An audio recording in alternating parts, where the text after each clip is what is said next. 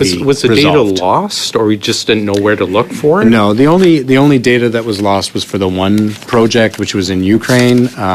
That data actually had to be destroyed when the team left Kyiv last year. Wake up call. This guy's garage.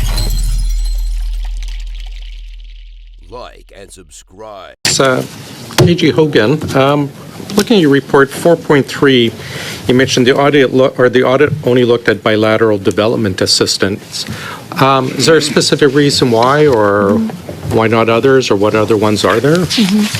Well, I would point to actually some testimony that the deputy minister gave. So there's in international assistance, there's multilateral investments where a pile of money from many countries gets accumulated, and so it's really hard there to identify and really target what Canada's contribution might have done to advancing the outcomes of a multilateral organization, which is why we focused in on the bilateral. And it also makes up 3.5 billion out of the 5.2 billion. It's the majority of the spend. It almost sounds like you were giving him a break by trying to look at the ones that are easier to track.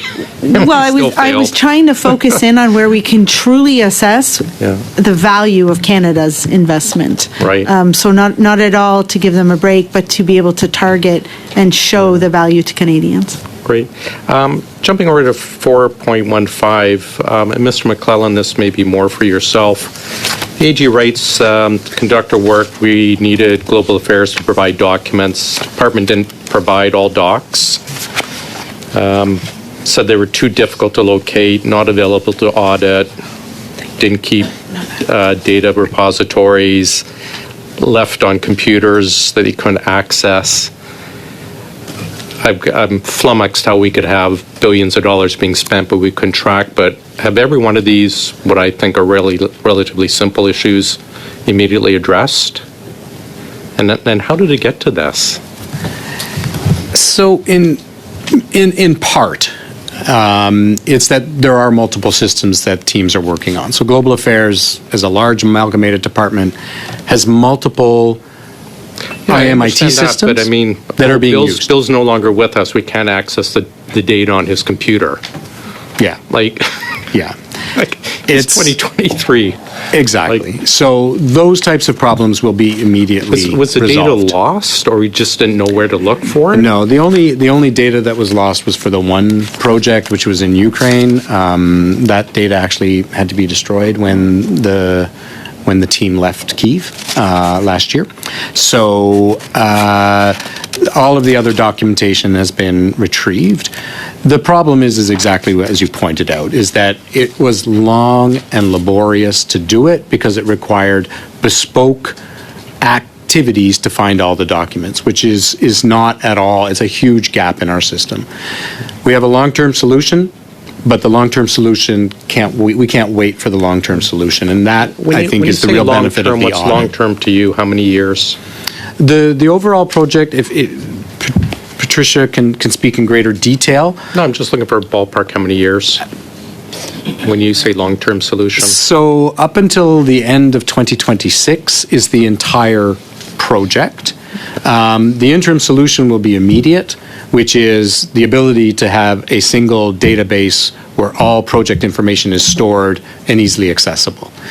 We are looking to do something far more advanced in terms of things like machine reading and be able to use AI to help us with some of the problems of how do you get to aggregation, for example.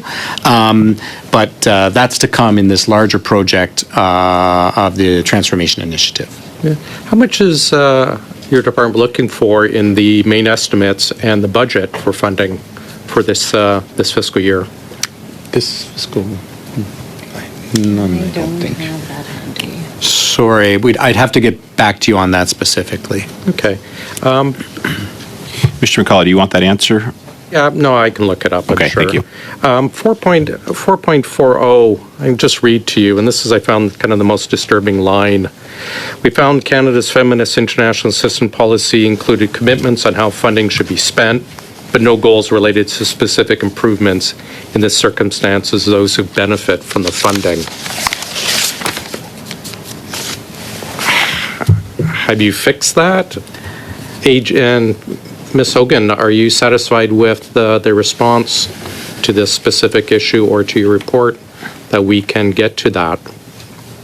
Well, this, I'll speak first, and then we'll ask the deputy to answer how he plans to address it. But this speaks to the overall policy, right? The policy had just spending commitments, spend 15% on direct gender integration, spend 50%. That's not really showing the outcome, the whole objective of the policy, the feminist policy. That's showing where to spend money. And in my view, that's likely a reason why there is all the indicators, or the majority of the indicators, were output based. They were in line with outcome, spending commitments versus outcomes.